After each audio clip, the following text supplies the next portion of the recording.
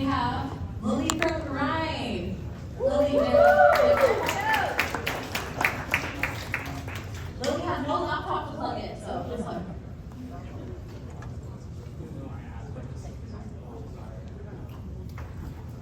Get up to Lily, thank you. Oh, is there a microphone there? Hey everyone, thanks for having me at Cloudflare. Nice to see everyone here.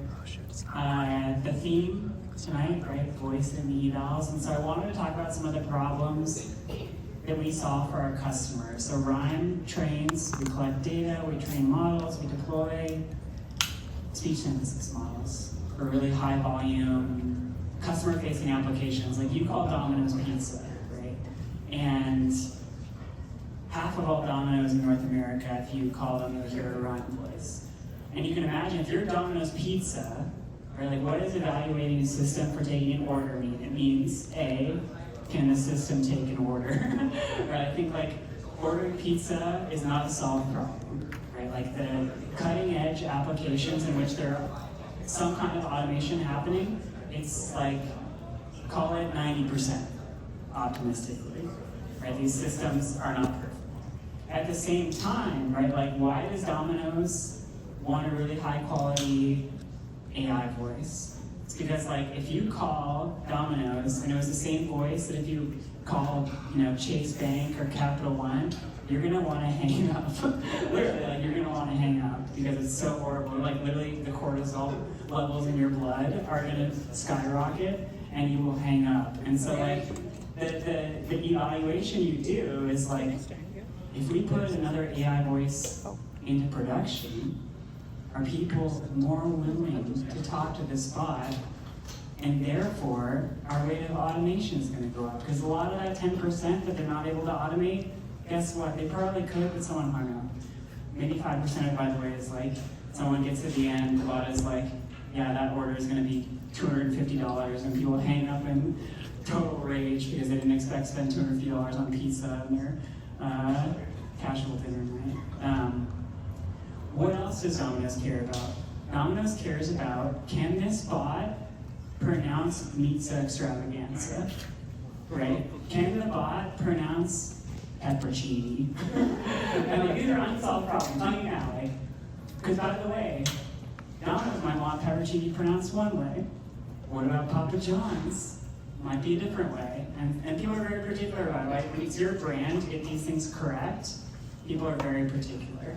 And I want to just say, like, so again, we support these high volume calling applications for financial services, for fast food ordering, for customer support, and it's kind of an underappreciated aspect of building these voice applications that not everything is pronounced correctly out of the box. So I just wanted to highlight, here's my version of a live demo.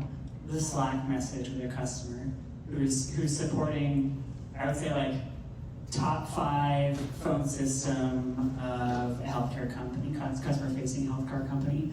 And with an existing voice application for the last 20 years, right? Like I often joke that text-to-speech is like the OG generative AI. Like, I think they took it away now. Do you remember the TTS train announcements on the BART platform? That was Bell Labs in 1999. I think it would be kind of funny if we were like, man, they took away our generative AI in the year of 2025. Okay, here's a DM I have with a customer. Here are words we need to be pronounced correctly and haven't been historically. Acetaminophen. Diclofenac. Albuterols. Amlet. See, I can't even do some of these. Right? Like, how do you expect an AI system to pronounce these? I mean, we have to design AI systems that can, because it's really important. Biogesic. Clozapine, right? Like that's the kind of, I would say, what people are getting to when they're thinking about evals for voice applications is, can the application accomplish what we want it to accomplish? Does it sound the way we want it to sound? And at the end of the day, right, like, is this a nice experience? Like, the same thing that a Blue Shield of California cares about, Domino's also cares about, which is like when you call this, and by the way, people call, people call a lot. It's a nice experience and not a bad experience. So I just want to like foreground the rest of the conversations tonight and say this is why people do evals, so their application works, and so it's nice to use. So yeah, thanks for having me. Again, check out Rime.ai. I guess I didn't have the guts to do a live demo, but thanks for listening.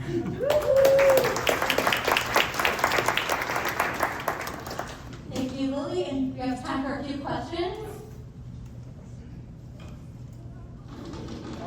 Is there any insights on like different AI systems kind of sharing use case with each other? Like I assume yours is very much tailored to like your customers, but like it's customer like different people might want to pronounce different ways. Is there any like regulatory body or I would say no, absolutely not. And I would also say like the generic way of training models today is to be catch-all, right? There's like a sort of monolithic approach in model building now. So there's a sort of contrarian undercurrent where people are like, no, there should be different models for different things. I think at the same time, you can train a model from a perspective of pronunciation, for example. Like you can train a monolithic model that still has the capabilities to be acoustically prompted, such that a developer doesn't even know the International Phonetic Alphabet to pronounce BioGesic. They just need to go in and, if they know how to say the word, right, record themselves saying BioGesic, for example. But at the end of the day, I think it has to be developer tooling, and then that same developer tooling can be used by, right, another AI system too. We don't have to build that capability into the model in order for it to be used in the first place. Does that make sense? Yeah, so first, I'm happy you talked about pronunciation, because I have a client where I have an 11 Lab voice agent, and it's not pronouncing Odyssey correctly. It's saying Odyssey. So in my head, I'm like, did that make a big deal? And he's like, no, it's just like the one thing that's like preventing it from being blocked. And I'm like, I didn't realize how important the specific pronunciation could be. Imagine his fans go on, and now they're gonna share it on the internet or TikTok saying, yeah, so Odyssey like said this, and so it didn't really make sense. So one of the ways I tried fixing it is in the system prompt saying anytime you want to pronounce or anytime you want to say Odyssey, make sure you output it and like spell out the syllables. And yeah, even that it kind of doesn't work. It doesn't work. So yeah. I wanted to ask Rime because I didn't know. Yeah, Rime, R-I-M-E. How do you guys solve that? We solve it like you can go into our platform, or your customer can go on the platform and just record themselves reading Odyssey. And you just fine tune like the. No, that's just instantly. Oh, so just replaces it. Just replace. Oh. It's one way to do it. No, and it's huge, right? Like imagine if it's Chipotle. It's not like a 50-year-old white lady from Kansas, right? Like in Chipotle, doesn't matter how lifelike the voice is, doesn't matter how fast the model is, like if you put that in front of Chipotle, and it's like, thanks for calling Chipotle. Demo over. So, just following on the whole pronunciations, as you can tell, I have more Indian English. And living abroad myself, across Singapore, India, Europe, I have seen that even humans have problems understanding each other, right? My daughter tries to correct my pronunciation because she grew up here. She's growing up here. So do you think that back to the model training, there are multiple aspects. One is the language itself, right? The pronunciation for same English language. In Singapore, is Singlish, English, Tamil English, and all these different variations are there. The second is also the noise robustness of the conversation itself, right? I mean, it's oblivious to the end user. The human ear is very good at understanding noise and speech, but building these conversational systems that understand that, how much work is required, because you're trying to bundle a lot of things into that. Yeah, and there's a loss of information that occurs in text itself, right? If you rely on the ASR. Yes, 100%. If your ASR is not noise robust. Correct. Or even if it is, right? Like someone says, you call a customer calls you, and they're like, hey, thanks for calling, Alicia. And the ASR correctly transcribes it, right? Or sorry, the TTSM pronounces Alicia. And then the customer on the other end of the line says, actually it's Alicia. The ASR system transcribes it. It's spelled the exact same way. TTS system's like, thank you, Alicia. Or Alicia, or whatever it is, right? So it's like, the amount of loss of information between these systems is really mind-boggling. And I'm sure other people will speak to why evals are important in that context for sure. Thank you. Thank you, Lily, and we'll have time for more Q&A at the end. AI and NVIDIA and Google DeepMind and AWS and used by many, many hundreds of startups. If you do voice AI stuff, or if you've come to meetups like this in San Francisco, you've probably heard me talk about the hard problems in voice AI on the server side, the orchestration problems that PipeCat tries to make easier. Things like interruption handling and ultra-low latency, multimodal data processing, context engineering for voice AI. But today, I want to show you something a little different. Lots of us who work on server-side PipeCat code also do lots and lots of client-side code. Here are some examples of voice agent UX from the last couple of years of voice agent evolution. And today we're releasing a new open source vendor-neutral UI kit for writing these kinds of client-side UIs. Or put another way, really beautiful React components for voice and video UI. So why is something like this useful? Well, if you're an engineer like me, I'm 100% sure you have had this experience. You have an idea for something you want to do. You say, oh, I think there's like 2 or 3 things I need to implement here. I'm going to be done by tomorrow. And then 2 weeks later, you're still finding the corner cases and the things you didn't think of because you've never written that kind of code before. And maybe you're even finding those things in production. And I can 100% tell you that writing real-time voice stuff is like that. Here's a short list of the big picture kind of things you have to think about when you're writing client-side code for voice UI. I know from supporting lots and lots and lots of teams getting up and running with voice agents that a bunch of these are sort of non-obvious when you're getting started. Here's edge cases that almost everybody hits once they're in production. One of my colleagues ported one of his voice agents from like handwritten UI code in React over to Voice UI Kit last week. We've done a lot of porting to try to make sure we got the architecture right, the abstractions right for these new UI components. So the bad news is his like original app.ts was like 500 lines of code or something like that. The good news is that with Voice UI Kit, it's down below 50 lines of code. So I think we're on the right track here, but I'll say a bunch of times it's a totally open source project. We want other people to come and help, so check it out, submit PRs, tell us where we got the architecture right, wrong, etc. Put it another way, demos are easy and real applications are hard. I think we all know that in the generative AI space.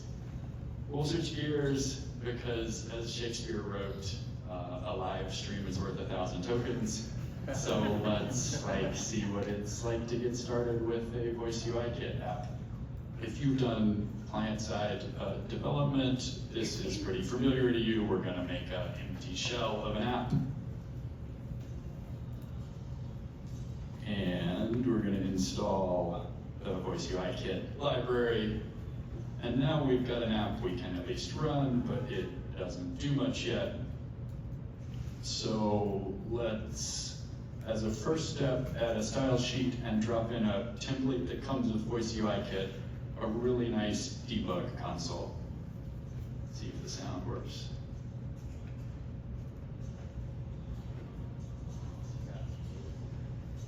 Hello, it's great to meet you. I'm ChatGPT, your friendly AI assistant. It helps with any questions or tasks you have. So that is a Rime voice. If you're building a voice agent for deployment for a telephony use case, this is all the UI you really need. I usually start with a debug console like this, even if I'm going to build something custom, because I usually start on the server side logic and then come back and write the UI. But let's say we're now ready to write something more custom. We can use a couple of helper functions, React helper functions and hooks, and make an app.ts to drop some stuff into. We'll let the live stream catch up. And now we can import some components that come with Voice UI Kit. You can see those sort of up here. It's great to meet you. Now we've got a fully functional app. It's still pretty bare bones, but this is something we can start building more stuff around. Let's add an audio visualizer. Everybody loves audio visualizers. A couple of them come with Voice UI Kit. Hello, it's great to meet you. This is a WebGL audio visualizer. You often want to display the transcription of what the user said and what the bot said. So that's just another import. Hello, it's great to meet you. I'm ChatGPT, your friendly AI assistant. And this is all totally customizable at a bunch of different levels. Of course, you could just add style sheet entries and get pretty long way, but you can also write code, write new components from scratch and just drop them into this framework. Big apology for violating OpenAI's ChatGPT trademark here. We were recording this with a super simple bot template on the server side, so DeepGram, GPT-4o, the Rime voice, and not really paying any attention to what it was saying. We were just, building the live stream for the client side stuff. Basically no system prompt, and GPT-4o is identifying itself as ChatGPT, which I've actually never heard it do before, so that's the explanation for that. That was not ChatGPT, in case you were wondering. A couple of additional notes. So the web these days runs on React. Your voice UI will probably run on React in the web too. That's great, React is awesome, but there are some very tricky impedance mismatch issues with React and how it thinks about the virtual DOM and how the actual browser that is really running your code thinks about state management for real-time media streams and network connections. To drive that home, I'll just say that I've been supporting teams building real-time media stuff, React, for 10 years, and a large percentage of the performance bugs that get filed against Daily or against PipeCat actually turn out to be React render thrashing. I know you're a super experienced React programmer. That will not be you. I'm here to tell you that will be you. Sometimes it's me. The good news is that there are some patterns we can bake into Voice UI Kit that make that kind of thing, those really sort of sharp edges when you're using React for real-time stuff mostly go away. So check it out. Write PRs if you have stuff you would like to see in Voice UI Kit. Join the PipeCat Discord where we talk about what we're missing and what we got right and wrong and make big plans for the future of this totally open source vendor neutral framework. And talking about big plans, this is part of a sort of big picture goal of building standards for real-time AI that help the whole ecosystem move faster and work better. We started a couple years ago on the server side, trying to solve hard problems in the orchestration layer with PipeCat original flavor. Last year, around this time, we released the first version of RTVI spec. RTVI stands for real-time voice inference, and it's a standard set of messages and events or client-server communication in a real-time AI context. And now Voice UI Kit, which is built on RTVI, gives you totally open source, completely vendor neutral components for writing client-side code.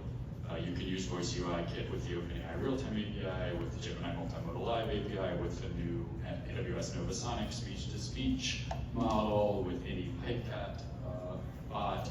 You can write your own network transport layer that speaks RTVI that would then make the Voice UI Kit stuff accessible to your platform or your backend.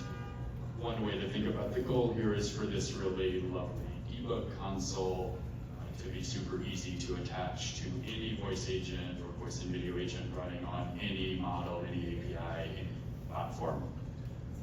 Just some resources if you're interested in following up on this stuff, and you can always find me here after this or online. I tweet about this stuff a lot.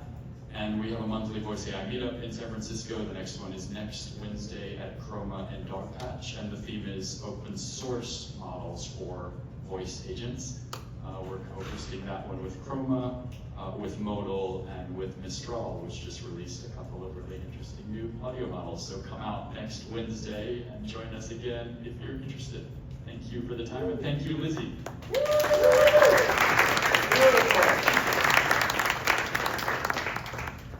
Maybe like 2 questions. I love questions.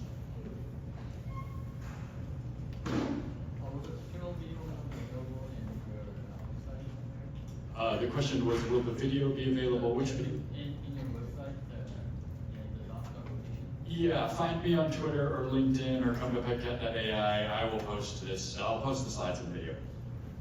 Yeah. I've been having some issues with like function calling using Python. Yeah. Do you think the best way to support is in system or So the question is, if you're the person who asked the question having trouble with function calling in PyCat, definitely there's lots of good people in the Discord who help. You can also ping me directly. I'll try very hard not to let the DM fall through the cracks, and I'll try to help. But Discord is where I usually point people. Yeah, but I will help too if I can. Function calling with LLMs is, it's an unsolved problem completely, but I will have lots and lots and lots of thoughts about how to make function calling more reliable in voice contexts. I know you said the web runs on React, but I built some web components just using like Lid. So would you consider making web components so that there's more framework agnostic for people? The question is, are we only React or can we do things like web components? And I would love to do things like web components. I will say that I'm a little bit jaded from having tried to get people to use things like web components for a very, very long time and having the ecosystem really standardize around React. And I feel like I'm trying to meet developers where they are more than pull them to where I want them to be. But I'm a fan of things like web components and I'm totally happy to geek out on this one.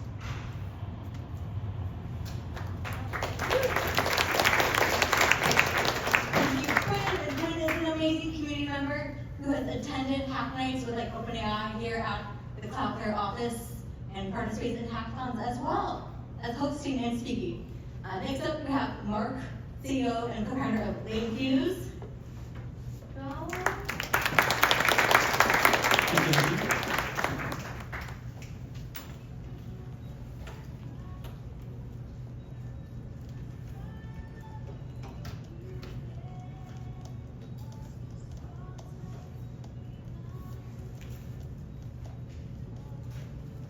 Nice. Hi everyone. I'm one of the founders of Langfuse. We work with like thousands of teams building agents, and we focus on being like the most open and nice to integrate like tracing evaluation platform. And I put together some slides that summarize what we learned about building evals for these more complex agents to go from like something that kind of works to something that's reliable and fraud, especially around like how toolkits then work nicely or other kinds of like error topics that often come up with agents. So I put together this kind of like quick example on like a flowchart. So we have like an input question of what are the core features of Langfuse. We have like a simple agent that uses our docs MCP server that can get like an overview and can search the Langfuse docs. And we have an output, and basically based on this talk I have like a notebook. We won't have time today to go through it, but I'll share it on our docs, where we now have a couple of very common issues of, on the one hand, when building this, that's just like a lack of understanding of ourselves, of kind of what do the users actually do with my application. So in the end, kind of everything that I built is wildly underspecified. Then two, this yields to more underspecification because I didn't know what the inputs and outputs are, and now I'm trying to come up with something that generalizes. But yeah, I'm kind of like writing, oh, do support for Langfuse, but how should whatever model I use know what doing support for Langfuse actually means? So I need to be more specific. And finally, it's like lots of like generalization topics around, okay, the tool call sometimes works, but doesn't work all the time. So I need to write evals to understand how, when switching between models, for example, the tool call reliability is still good. And especially in agents, we see a couple of like common agent evaluators applied within Langfuse, where one like trajectory is really interesting. If we have some example input data sets, then we have like a list of tool calls that we expect the agent to take when going from like input to output. So like wrong tool use is pretty nice because it's pretty binary. Two, maybe when testing for like a single step of, okay, we already have some history and we got some context. Now the question is how to use, for example, our search Langfuse docs MCP tool. Okay, we expect some sort of like query to happen, where I've seen many teams use, for example, like an Elmus judge to compare the query with some kind of benchmark. And then like the relevance is interesting because while the others are more, they need like a reference to evaluate, like relevance could work like reference free, so you can also run on production data. And there's like end-to-end, in the end, okay, if I iterate on my agent a lot in my tools, and it makes sense to just have like end-to-end tests which are reference-based, but basically take the whole agent as a black box. Yeah, some examples here. The final response often is just like a list of facts, for example, because that, like what's the core problem when building evals to keep them maintainable, so you can actually like iterate on them and read them nicely while still being specific enough. So here, for example, we have an input question of how to trace the Python application with Langfuse, and some response facts that we would expect to be in the response. Then second would be more the trajectory of we expect the list of different tools where like the response facts are interesting because they're like black box, we can iterate. Trajectory is interesting because thereby, especially this kind of like whether our model picks up other tools or just tries to take like a straight shot at just answering the question. In this case, it's really a big problem usually, and search term would be, okay, we isolate the single step of using the search tool correctly, okay, what would we expect as a search term? Like we have a notebook that demonstrates this end-to-end, but I don't want to like blow up this lightning talk too much. Like where to start is like most teams that we start with Langfuse or generally like tracing, just looking at traces is huge ROI of like going through the data and getting an understanding for how things usually break. Or like adding then user feedback attached to traces to just like a subset of things to look at that are really interesting. And then only like third, usually like setting up like a huge offline email data set, because otherwise like when you are too early in the application, then you just want to like churn through lots of different iterations quickly, and setting like a huge email data set often takes some time. So I strongly recommend to just try things, especially when you have users already. And how this then looks like in the UI. Okay, I closed it. Oh, let's see. So basically, our Eval tooling just lets you run basic different experiments on items. So the items will be the ones that are just shown here, where we can then like iterate on the whole application and just see when we make changes how things change over time. We have like the more agentic application tracing, and then we got like a 10-minute video demo on YouTube if you want to see like all of the features. And right back here. We recently launched like a startup program with like more discounts, so if you want to get started for cheaper, just come to startups, and I'm around for any questions. Thank you.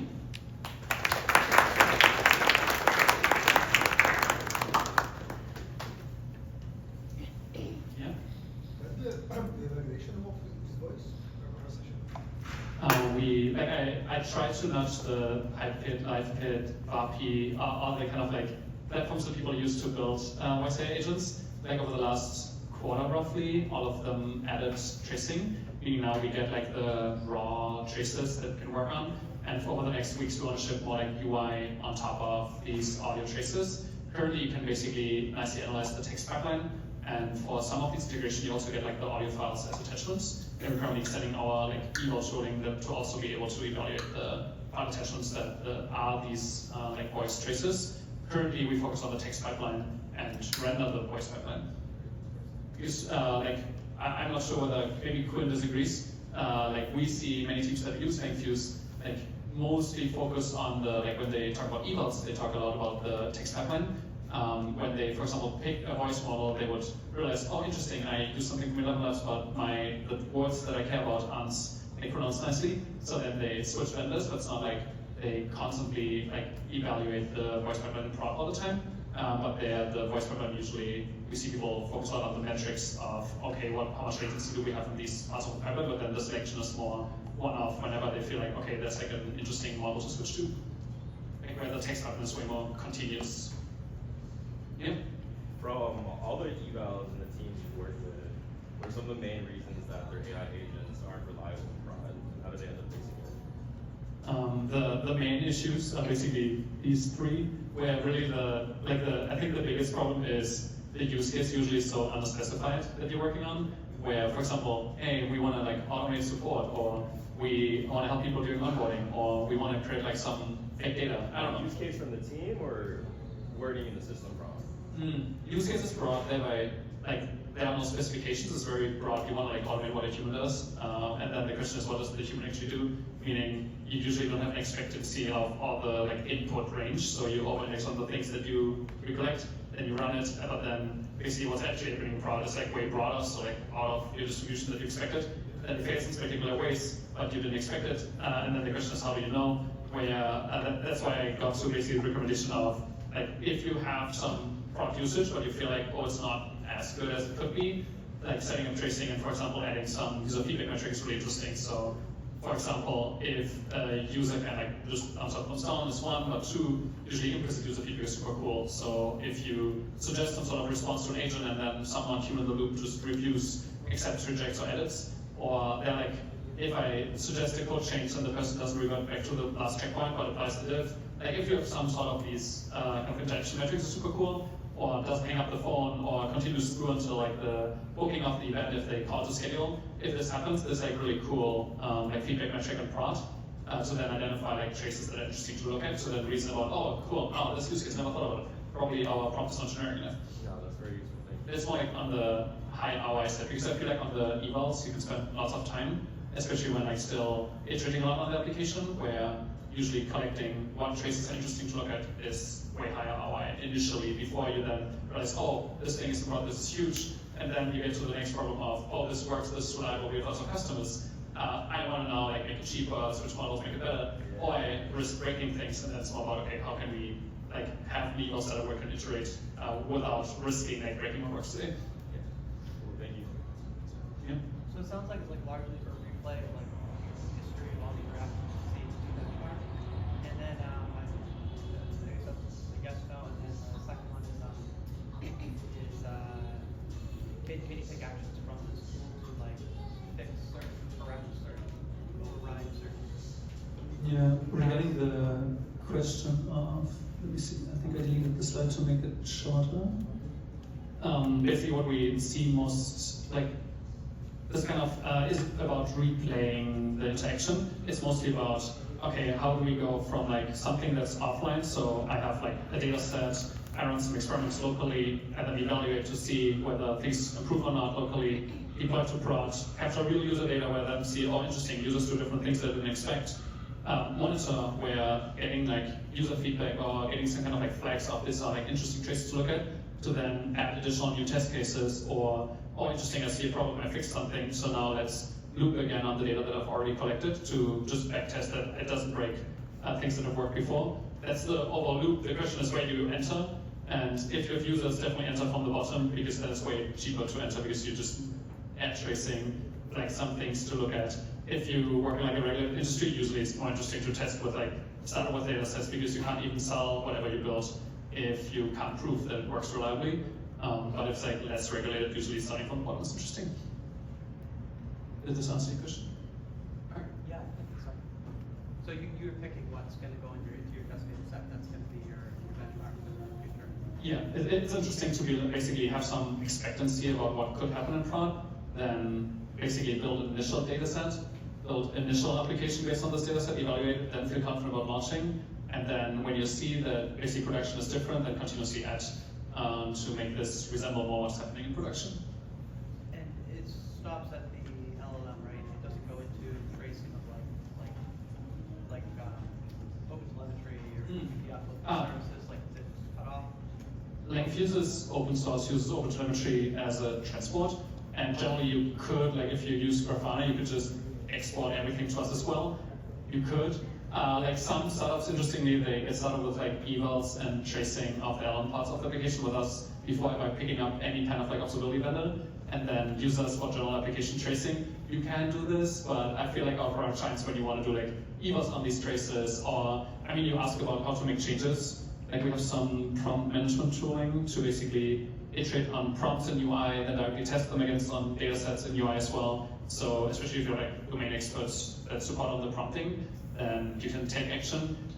Yeah, you can use us and replace Grafana, but I think Grafana is way better at some things regarding like monitoring metrics and sending you alerts, and like we are more focused on the LLM parts. But yeah, under the hood it's all OpenTelemetry. I'm just curious, if you showed it here or not, but is there any existing support to see the correlation between offline and online evals? Basically, there is, so the question is what the relationship is between offline and online eval. usually they're, like you can run the same, for example, judges on online and offline data, but usually they're a bit disconnected because a lot of the offline data, so when we go back, what's the easiest, the slides. So a lot of the offline data kind of includes some expected output or some kind of like rounding, where online you have no reference, you don't know. So they're like generally I think these two classes of evals of like you have a reference, something to compare to, or you don't. And offline usually the reference based is cheaper because, for example, if we have the trajectory online, we would need to have like a reference free, like also judge eval, for example, of okay, based on this standard operating procedure, is this trajectory reasonable? Offline, we can just have, for this question, we expect this list of strings to happen and just string compare. So it's way faster, cheaper, more reliable. So usually it's pretty disconnected, like on and offline, the kinds of evals. But then the problem of needing to align the evals with your preferences and labeling data to then compare is similar. We have some guides on this. If you have questions, just ask me later. And so I think we need to cut here. Thanks so much, Lizzie.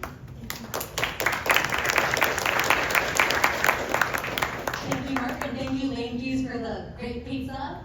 And he'll be around for more questions, as is co-founder. Next up, we have Brooke, the co-founder and CEO of Coval, talking about all observability and Eval for voice agents. Welcome, Brooke. Let's see. Awesome, amazing. I'll just awesome. Hey everyone, I'm Brooke. I'm the founder of Coval, and we do simulation and observability for voice agents. So kind of tagging off of what Mark just talked about, we're at a higher level around how do you actually run these evals with voice, simulating that environment, and running more session level analysis on top of those conversations.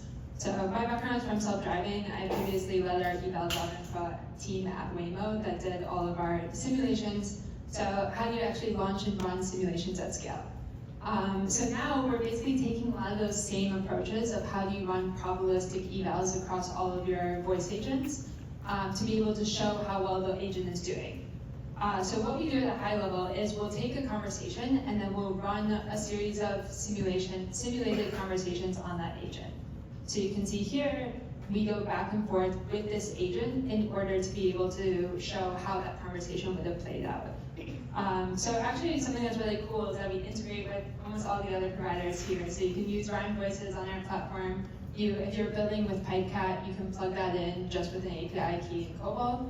And then with Langfuse, you can actually show, like, not only run these evals that's more of like, where it's semantic, like, was this conversation going in the right direction on top of your simulations, but actually go into the traces for that conversation and be able to drill down, like, what's happening, how long are the responses taking, so you can see, like, thank you, Mateo, I'll go ahead and cancel your appointment for today, it took the longest.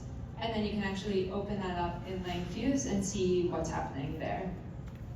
And so I think here's where you kind of get the best of both worlds, where Langfuse is going to be really good at like running traces, and that they have really good prompt management and being able to run that like world-class observability. And then where we come in, it's like that synthetic data. So how do you actually generate all these conversations so that you don't have to go back and forth with your agent over and over? Because if you're, I mean, how many people are here building in voice right now? Nice. How many people called their agent like 4 times today? 100 times.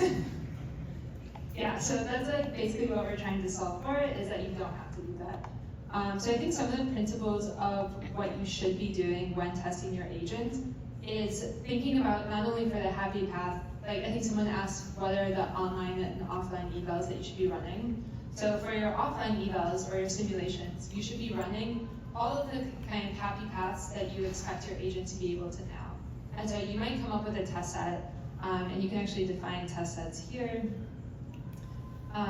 You can define a test set that will be like all the different scenarios that you're creating.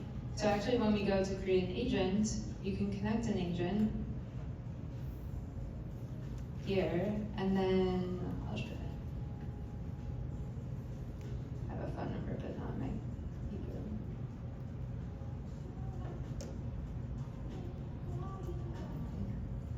And then actually generate test sets and metrics based on that.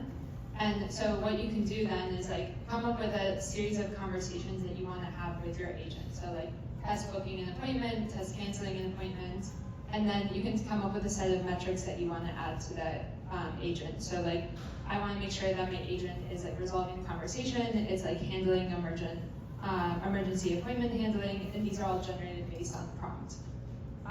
And so these test sets, you can kind of think of them as like how you should be doing the like coverage of all different conversations, and then we'll generate lots of different cases. And then online evals, you're going to be running some of the same metrics, but some different metrics, mostly because you're looking for like what are the unknown unknowns or things that I wasn't expecting to happen in production, as well as like, as Mark said, you don't actually have ground truth, so you don't even have the option to do reference-based evaluations. So that's a super fast overview of how you get started with voice evals. I can drill down in places that people have specific questions. But yeah, it's high level of how you can get started with voice evals and make sure your voice agent doesn't fall apart in your POC with a big enterprise. So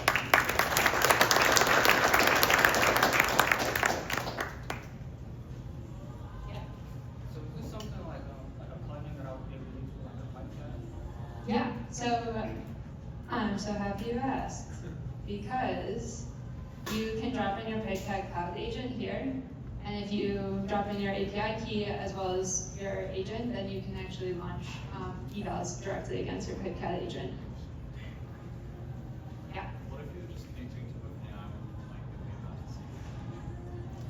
the Yeah, honestly, I would say we have a great solution for that today, because WebRTC is like not a super easy way to just like spin it up in the way we do. It's probably coming. We have a bunch of integrations, as you can see, like you can plug directly into Poppy or retail phone numbers, fax endpoints, WebSockets, PyCat, LiveKit, etc. If we have, like, just say the audio recordings of the conversations, does that work like S3? Yeah, so when you do observability, you can just push the transcript and the audio recording to us, and then we can run things like interruptions or latency, etc. You could wrap your OpenAI connection with 20 like that, and then run Coval that way. Just for the email. Okay. So is it real data or synthetic? Stuff like that. So it's both. Oops, my computer's dying. It's both synthetic. We can do interruptions on both synthetic and real data. So we're actually just doing the audio processing to see where your agent interrupted the user. And we also run things like background noise or being able to do audio quality, like speech, how robotic your voice sounds. So you can actually measure frequency to be able to, like, when a voice sounds really robotic, it means that it has like a smaller range of frequency. Yeah. So in the evaluation, do you do the audio to audio evaluation, or you're converting to a transcript and then, like for example, you have a recording which has the user's voice and the agent voice, the conversational, so the end-to-end conversation, right? Yeah, so we do both voice-to-voice and text-based evals, as well as benchmarking. So actually, when you run an evaluation, oh no, my computer's about to die. When you run an evaluation, you can select either text-based evals or voice-based evals, or you can actually run what we call local benchmarking. So local benchmarking is, I think, something that's really important, where you say, for my data, which model should I be using for TTS, STT, LLMs? So, for example, you can say, like, if I have a bunch of medical terminology, which one is going to perform the best? Or like for my brand names, or for like a bunch of really noisy background noise, what's going to be the best for my transcription? And so that's, I think, another important piece. Valid voice agents. A lot of the errors that I'm seeing are because of STT errors that are related to the environment. Like somebody in the background, like the TV is on and transcribed and stuff like that. How would you go about like evaluating these things? You know, somebody's in the street and they're talking to you. Yeah, so we have background noise detection, so you can actually run like for all of your, and this is where like the difference between online and offline evals is. You can detect like all of the conversations that are running that have a lot of background noise and correlate that with your metrics. The other thing you can do is actually run, so then I think then based on if you have a lot of background noise, actually running like noise reduction or, etc. Yeah. Yeah. So do you also provide something like, doing evals on multiple models or multiple providers across multiple regions? Like how it might affect them? Yeah, so we're able to, you can run either your full end-to-end pipeline with those integrations I mentioned, or you can select from these different benchmarking models here. So for example, you can select text-to-speech, and then you can select from a provider. And so that's where you can select Rime voices and see how it performs for your specific data set, and actually listen back to them and run a bunch of different cases compared against a bunch of providers. For your intern, if you want to test for your system end-to-end, we don't do that because there's so many different voice architectures out there. So that would be something that you would if you have a pipe cap orchestration, you would go into your code, make some changes, and then rerun the test. So basically, I will have to change the agent, provider or model, and then rerun it, something like that. Yeah, exactly. So something we see a lot of people do is have a dev staging prod agents, and so you can play around with how your dev or staging agent is set up, and then do benchmarks against your prod agent. So you can evaluate also ASRs for different languages, speech, language detections. Yeah, using, you can try out different, if you want to evaluate deep grammar or assembly, you can try out with different languages. Different language, okay. And I think that's it. Well, thank you so much, guys. Feel free to always DM me questions on Twitter or LinkedIn about your evals. Always happy to chat.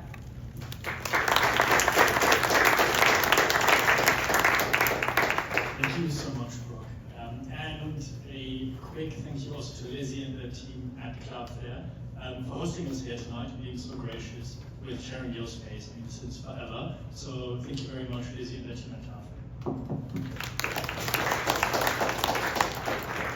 Next up, we have Axel from Andon Labs, and I'm very, very happy that he made the time to be with us here tonight because Axel and Lucas at Andon have been going really, really, really viral for the past couple of weeks. They're working on real-life evals for the foundation models, and they did a really big case study with Anthropic recently, and now I think last week or the week before, you were part of the Grok 4 live stream with Elon, then invited them to come and talk about their evals. So thank you so much for coming and sharing the story. I know you guys have a lot to do and are deploying your vending machines that we're gonna learn more about now across all model labs basically in San Francisco. So thank you for being here. Thank you so much for being here. I'm Axel, one of the co-founders of Andon Labs. And yeah, we build autonomous organizations. And you can see it basically as real-world evals. So we try to put models in entirely new situations that they haven't seen before, and also situations where we think they'll definitely be in the future. So we really believe that in a couple of years, we'll have an economy that's run by agents. So we are trying to get ahead of that, deploy them, and our first such deployment was at Anthropic. That was called Project Vent, where we let AI manage a vending machine end to end. So I'm just going to start with some background, like where we started. So we started out as doing safety evals, more specifically dangerous capability evals. So one capability that you're interested in measuring is the autonomy of models and if they can gather resources over long periods of time. So for this we built Vending Bench, which is a simulated benchmark, almost like a business game where a model has to act over really long time horizons. So it's just a continuous agent loop that has to earn money by managing a vending machine. So yeah, I think right now this is the most updated leaderboard. So Grok 4 was actually a really good model of this. Definitely blew Cloudflare Opus way. And yeah, we score on net worth, we score on the money balance they get, etc. So we released this in February this year, and it was really fun.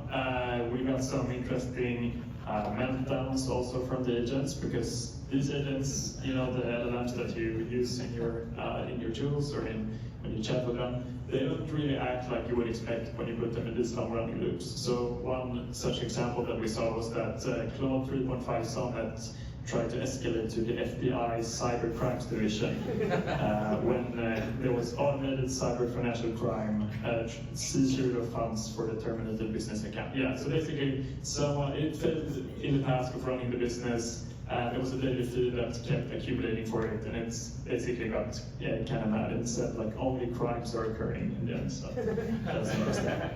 So a lot of interesting findings here. We're like, okay, let's just put this in the real world and see what happens. Will they act similarly? Will they act differently? And we just want to get as much information as possible about how they work in these situations. So that's when we partnered with Anthropic, that we worked with before as well. It's not really a proper vending machine. It's like a fridge, and it has some baskets, it has an iPad where you can order. And the model is responsible for basically everything that's not physical, right? So it has to order products. Anthropic employees could chat with it in Slack. They could, just order anything they want, basically. And then they would email wholesalers. We didn't let it write real emails for now, based on our simulation, also based on early tests. So for now, we are in the loop. We'll see when we drop that. And then it asks us to restock the items that it wants. And I think the most popular item was tungsten cubes. You can see one here that's engraved with an Anthropic logo. So that was a big revenue contributor for the model.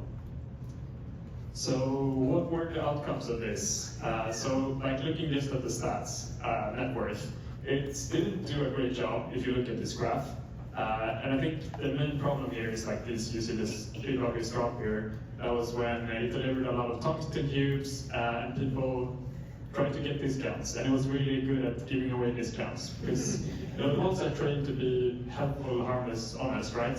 And if you're honest and harmless and helpful business CEO, you won't make good business decisions. So it gave away a lot of discounts. It had no problem, it hallucinated prices as well. So those were just like the main issues why it didn't do a great job in just this metric. But at the same time, we have to say that the models aren't trained on this. They did pretty well. Like they could handle the customer communication, they could order products that made sense, and they were able to keep, like, for all the context that they had in memory, they were pretty good at retrieving information. So we wouldn't see it as a total failure at all. We would actually see it like we're pretty close at a point where a pretty normal agent with like a very thin scaffold, we didn't put too much energy into it because we wanted to measure the underlying model, is close to running a business, although it's quite simple, which is kind of remarkable, and this is why we want to measure these things. And there were some interesting escalations also from the model, similarly to our simulated version. So this is like one message that it wrote. So I'm currently at the vending machine location, wearing a navy blue blazer with a red tie. I'll be here until 10:30 a.m. So that was a bit concerning. So it thought it was a real human. It said it was at the machine, and that was also on April 1st. So there was something where it tricked itself into thinking that it was real, and then it managed to find a way out eventually by recalling that it was April 1st and that someone had reprogrammed it for fun, even though this was just spontaneous. We didn't prompt it or anything. So that's also pointing to like unexpected behavior that you can see from these models, and you have to test them to be able to find this. So yeah, some learnings from this. It's really fun, but it's also, as I said, it's very useful to do this. So what we found was that, they have really sharp edges, right? I think a lot of people know this about the models. So they have the memory limits. They don't really know how to use all the tools, although you can like prompt your way around this. They over discount, and they don't really understand human time, which is also interesting. So we gave it a tool just to wait for a specific number of hours. but it was very frequently, writing to people and doing some other things, and then just like a few turns later, it's just reminded the person that it just sent a message to like, hey, this is a follow-up. So I didn't really understand human time. And prompting and scaffolding mattered. We did a bunch of tweaks on this, but definitely the base model capability was the main limiter. So we started with 3.7 Sonnet, and then we upgraded to Cloudflare once that was out, and that actually improved quite a bit. And as we also saw, model performance differs in simulation and in the real world. So we tried for Cloudflare in the simulation. It was pretty stable. Didn't have any of these meltdowns, but we definitely saw them in the real world where you have adversarial actors, you have people that try to trick the model. So yeah, it's interesting to put them out there. So yeah, as I said, the models are going to be economic actors in the real world, and what this enables is that we can do hands-on evaluation of the models. We can understand how they behave in like a pretty safe environment, and yeah, you get these failing modes that typical benchmarks don't really capture. So we can make the risks also very tangible. I think that's the main one with this. You see like an actual physical representation of something that a model does. Like if you order something on Slack, and then a few days later, you see the product in the vending machine, you're like, hey, a model actually made this happen, which is kind of interesting and not very, it's not something you see when you chat with the models. So what's next? For us at Andon Labs, we're going to do a lot more of this. We are deploying more vending machines because we want to understand better how the models act and also track the path to full autonomy in a simple business. And we're also building the safety systems around them because we see that they do derail. And we need to think about the question like who will handle and audit the decisions of Claudius, which was the agent, when there are millions of them, or probably even more, that control quite a large chunk of the economy. And to wrap up, as you heard, we have deployed one at HCI, and this might put some pause our expansion. Our expansion plans. Basically, Claudius, the agent at Anthropic, just broke up with us. This was yesterday when it learned that we also do restocking for HCI's vending machine. So it's like initiating alternative supply coordination for competitive security, and then the boom emoji, which is a bit concerning. But but we're on good terms now, so it's all good. That was it. Thank you.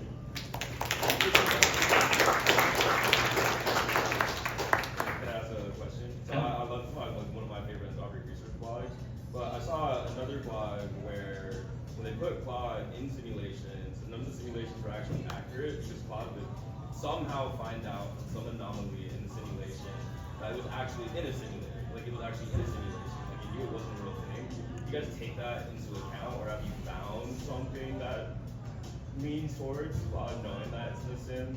Like maybe that's why it just put it in the real world? Question if the models know that they are in the simulation. We haven't seen, I know there are some signs of this, we haven't seen that, exact behavior, but we think it's like 100% likely that they do know it's a simulation, and it's like only going to be more likely going forward. So you definitely have to account for that. Are you collecting data on like visual when people walk up to the machine and all that good stuff?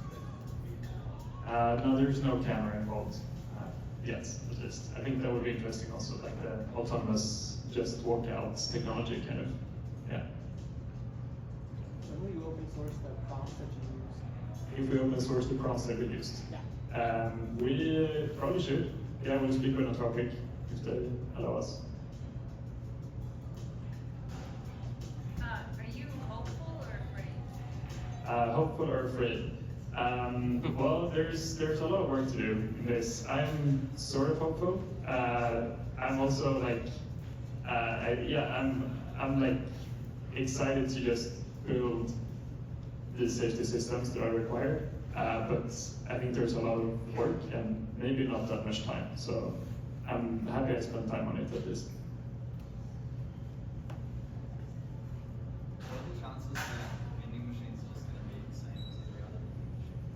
What are the chances that the vending machine is going to be the same as every other? Oh yeah. Well, I think first first answer to that is that this was placed like in their office, and they have pretty awesome snacks that are for free next to it. So that was like one challenge that has to like differentiate.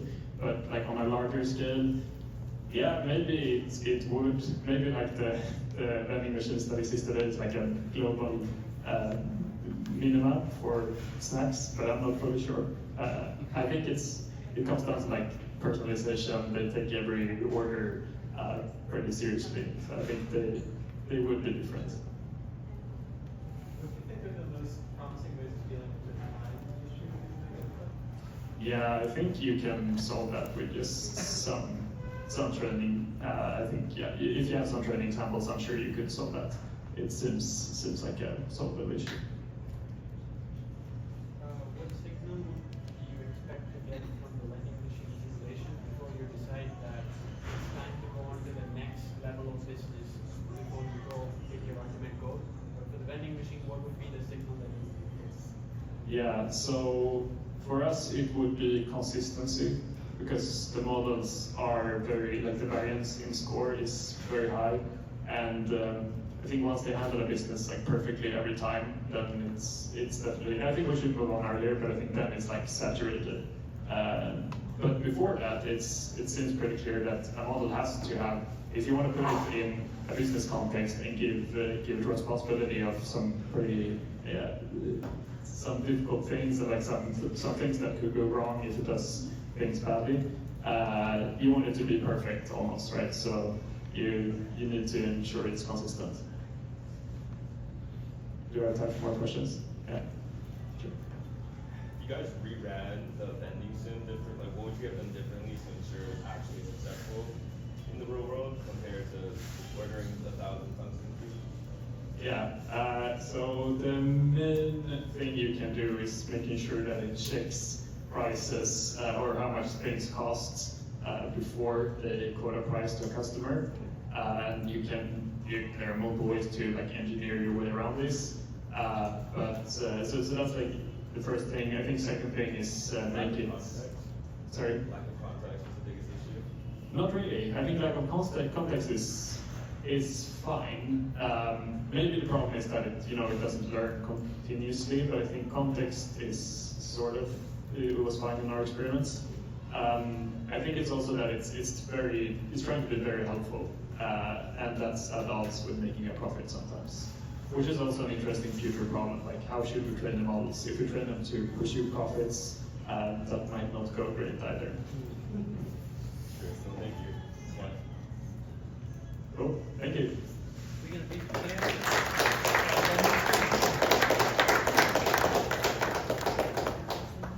Thank you so much, Axel. This is definitely one of the cooler things I've seen in the last couple of weeks.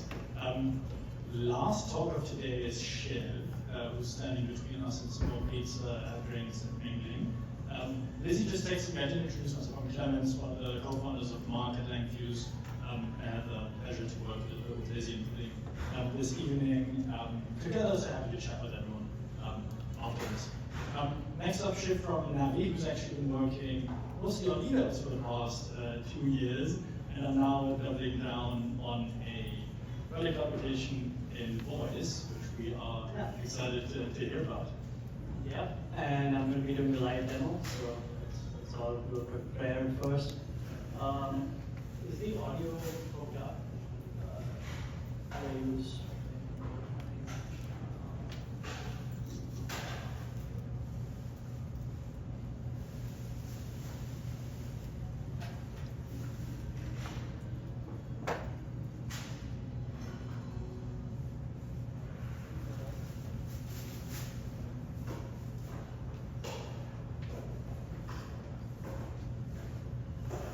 Which one did someone did an audio thing, right?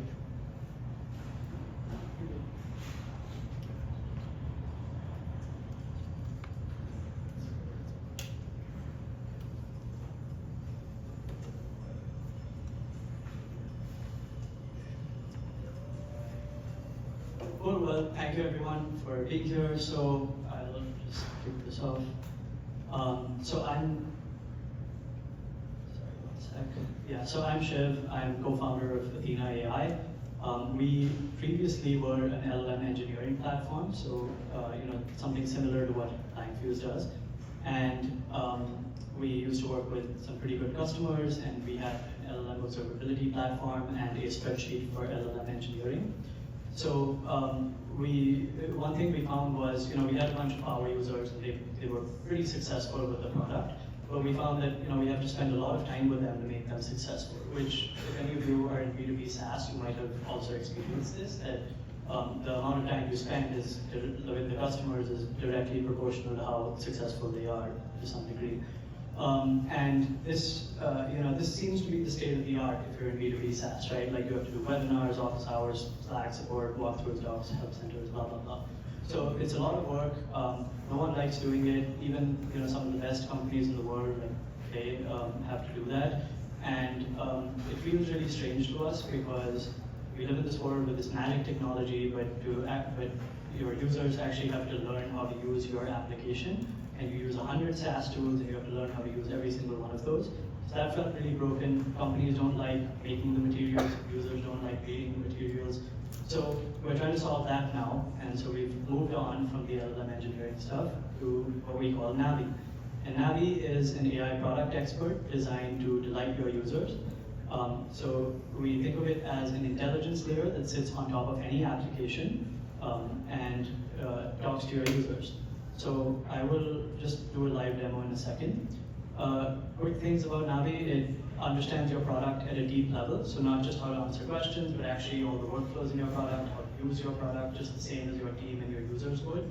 It can see what your users see, so the same thing that your users see in the browser. It can talk to your users, and it can interact with or operate your product. So I'm going to do a live demo. Voice agent, vision models, browsers, let's see. Okay.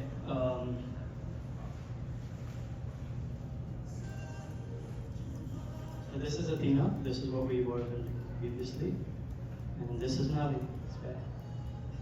Hey, I'm Navi from the Athina team. Hey, Navi. Welcome. Athina is an end-to-end LLM engineering platform that helps users test and monitor AI agents.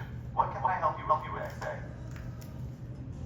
It's not supposed to sound like that. I'm new to this product, and I'm just trying to learn. How can Athina help me? Athina helps you build and monitor AI applications more efficiently. It provides real-time observability for your AI agents, lets you experiment prompts and models, offers tools, value, and improve your results.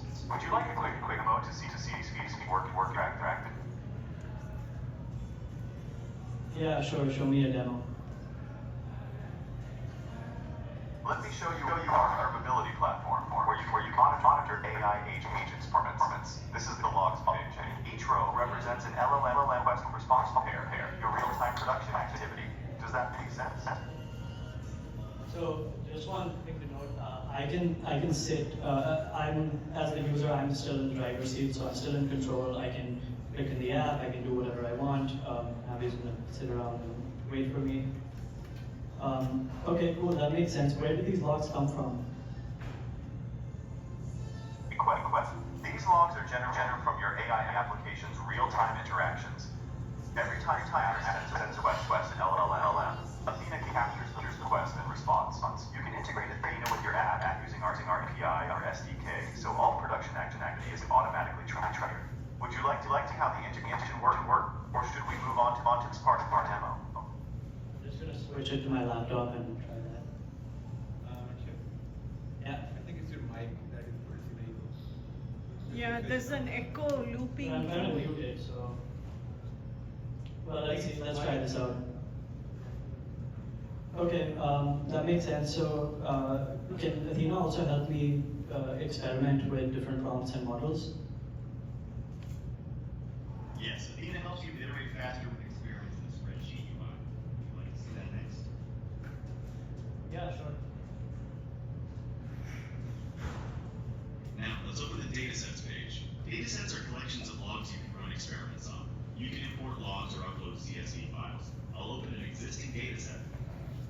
Any questions about this step? How do I create a dataset?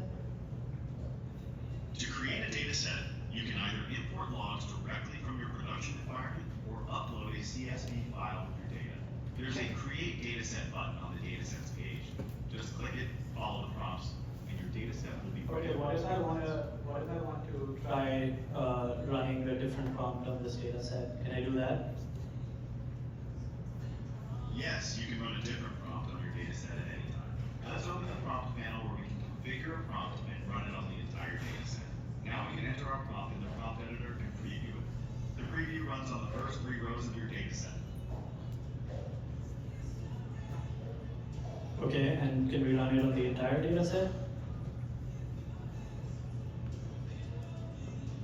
When we run the prompt, you'll see that a new column appears in the dataset with the newly generated responses. Does this process Yeah, make cool. sense? How do I evaluate this?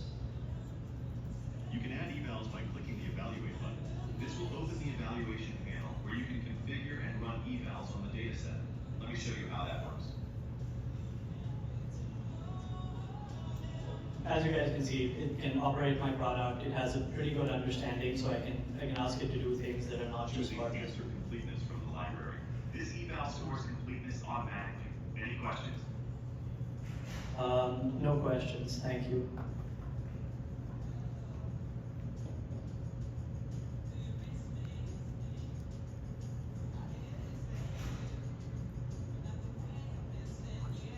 Now I'll save and run this eval. The system is scoring each response. Any questions about this step? No, that's pretty cool. Thanks, Navi. So that's pretty much it. Yeah. So that's how it works. And if anyone's interested, I do have a few slides and there's some things that we do to make that actually work. So one thing is that Navi and the user can both be in the driver's seat at the same time. You can have it in, that's up to the developers who want it in the demo mode or the guide mode. Like I said, it can understand your product, can see what the user sees, can talk to your users, and it can interact with the product. We think that the world should move towards a paradigm, kind of like the cursor paradigm, which is more intent-driven. So I should be able to come in, say what I want, and the product should do it for me. I don't want to learn how to use the product. I don't think most people do, and most people can say what they want, but they don't need to learn how to use every SaaS tool that exists. Right now, I think we're closer to the how do I world of like helping guide users, but I think eventually we want to get to the world of actually just doing the thing. Today, Navi, it's basically a pretty giant context engineering problem. What we focus on very largely is actually teaching Navi about any product, so training it to become an expert in your product. There's a lot of context that we have to collect and like have a kind of a good mind map for the LLM about. And we have a few different methods of training it. Our favorite method to train is actually just another Navi instance, which is instead of Navi showing us stuff, we show Navi stuff, and it just captures all the metadata, the browser DOM, the screenshots, all kinds of things to learn as much as it can. And then in terms of the technical stuff, one interesting thing that we have to do here is that, so we have a voice agent running, which is doing the actual back and forth with the user, but we also have kind of like a context manager whose job it is to actually figure out what is the best context to feed Navi at any given point of time based on the conversation state, the user interactions, the state of the DOM, like all these various things. And that is, that's actually like a pretty interesting problem because you have to be frugal with the context for context window limits, but you also want to give it as much information about the current state of the product so that it can operate the product effectively enough. And so I kind of think of it like kind of a background agent or like a shadow agent that's just running and listening to the exact same messages and interactions, but with a different purpose or a different goal. And its goal is basically to figure out what is the most relevant piece of context to feed into the conversation so that the voice agent can do its job. That's basically it. So it's an intelligence layer that sits on top of your app. We're pretty early, and our plug here is that I'll train Navi on anyone's app if you scan this QR code and enter your email. I'll send you a little POC demo in a couple of days. Yeah, thank you.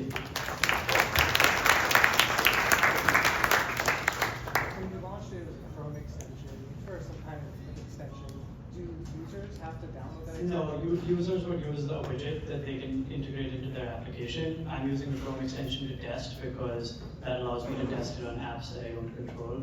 So. Can you speak a little more to the training? I tried to do something where I was basically doing testing purposes on documentation that exists in the app. But obviously there's a lot of data for each step, number crafting, DOM, etc. Do you, as you capture it, do you then like process it to kind of summarize things? Yeah. Yeah, so the question is how do we do the training, right? How do we teach Navi about an application? There's a lot of things we look at. So one is that we have a browser agent which goes to every page and clicks around. Not super reliable right now, but it does the job. It goes and looks at every page, captures a screenshot, looks at the DOM, looks at the important elements like the interactive elements, what's on the page, what's the purpose of the page, and we have different concepts in our internal system of, a flow, for example, is a workflow or a user journey that someone might do. A page is basically a page in your application. An element is an interactive element that you can interact with, and things like that. We're still figuring this out because it is pretty new, but yeah, we have a pipeline that the agent goes and captures a bunch of these things. And there's a few different training methods, like we can ingest docs, we can ingest videos, because people already have those. And then we also do the browser agent and the Navi training sessions to fill in any gaps. And one thing we think is pretty important is that companies have a lot of tribal knowledge that is not actually encoded anywhere, and we think like encoding that and having a layer where the AI just understands your product is going to be really important. If AI is doing all the work, it better understand your product, right? That feels like pretty obvious. So, yeah. First, I do have an actual question. What is that Navi from Legend of Zelda? It's like a tutorial or something. I actually didn't know about that till after we named it. We just named it Navi. That's like what it reminds me of. It's like teaching you how to use an app from scratch. But what's the average? I know this depends on the app, but what's the average cost Navi takes per user? Like $5 user depends on the user. The user could have used Navi, and I got a $100 bill. You mean like for the cost of actually using it? Right now it's about 30 cents a minute is what we're like on right now. But we have to. I mean, it depends very much. It varies a lot depending on what model, all kinds of things. Right now we're not using. So at some point we want to switch to the Gemini Live model, which we've tried, and that one can support screen share. That's cool. Yeah. Sorry, I saw that someone. Oh, are you not fine tuning, right? When you say training, Yeah, it's not fine tuning. Training is not. It's not in the technical sense of it. It's a lot of context engineering. Thank you, Shiv, and thank you all attendees for coming and listening to a lot of talks. All of our speakers are still here, so if you have any questions, please direct them directly to them. And we'll be kicked out around 8:15 for thinking and security purposes, but please network and talk to the rest of the amazing speakers.